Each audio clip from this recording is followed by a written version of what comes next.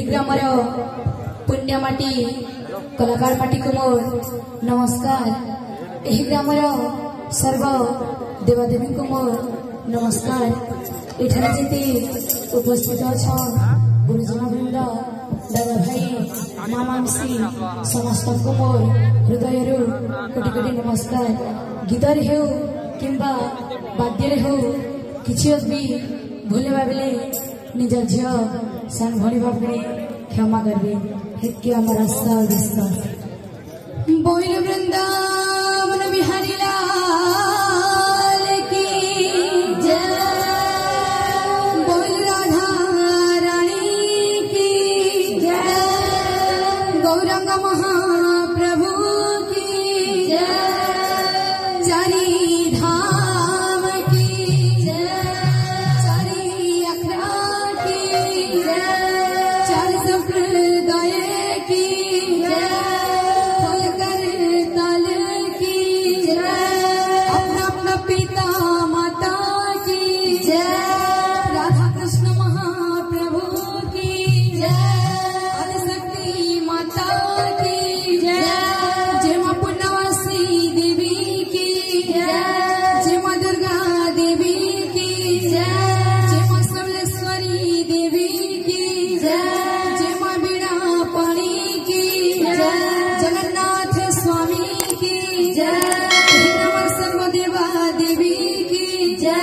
बोल भाई प्रेम से राधे श्याम। बोल भाई प्रेम से राधे श्याम। बोल भाई प्रेम से राधे श्याम।